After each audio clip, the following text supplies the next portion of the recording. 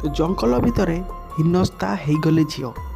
ହଁ ବନ୍ଧୁଗଣ, କହୁଛନ୍ତି ମୋତେ ଛାଡ଼ି ଦିଅ, ଏମିତି ଭୁଲ ଆଉ କେବେ ବି କରିବିନି। ବନ୍ଧୁଗଣ, ସତରେ କ'ଣ ଝିଅଟି କ'ଣ ଭୁଲ କରିଛି ଯାହାକି ହୀନସ୍ତା ହେବାକୁ ପଡ଼ିଛି? ତ ଚାଲନ୍ତୁ ଦେଖିବା, ଭିଡ଼ିଓଟାକୁ ଲାଇକ୍ କମେଣ୍ଟ ସେୟାର କରିବେ, ଚ୍ୟାନେଲଟାକୁ ସବସ୍କ୍ରାଇବ୍ କରିବେ, ଯଦି ପାରିବେ ତ ଭିଡ଼ିଓଟାକୁ ସେୟାର କରିଦିଅନ୍ତୁ।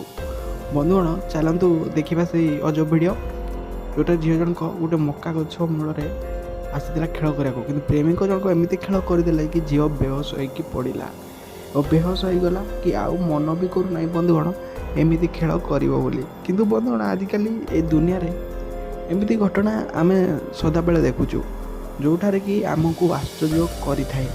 ଆପଣ ଦେଖୁଥାନ୍ତୁ ତ କେମିତି ଝିଅ ଜଣକ ମଧ୍ୟ ମହିଳା ଜଣକ ଯାହାକି ଖେଳ କରିକି ବେହୋସ ହୋଇକି ବସିଛନ୍ତି। ମାନେ ଏମିତି ଭିଡ଼ିଓ ଦେଖିଲା ପରେ ଆପଣ ଭାବୁଥିବେ ନା ବନ୍ଧୁଗଣ, ପ୍ରେମିକ ଜଣକ ଭଲ କି ଖେଳ କେମିତି କରିଦେଇଛି। ଆପଣଙ୍କ ମତାମତ ବନ୍ଧୁଗଣ ଟିକେ ଭଲ କି ଦିଅନ୍ତୁ।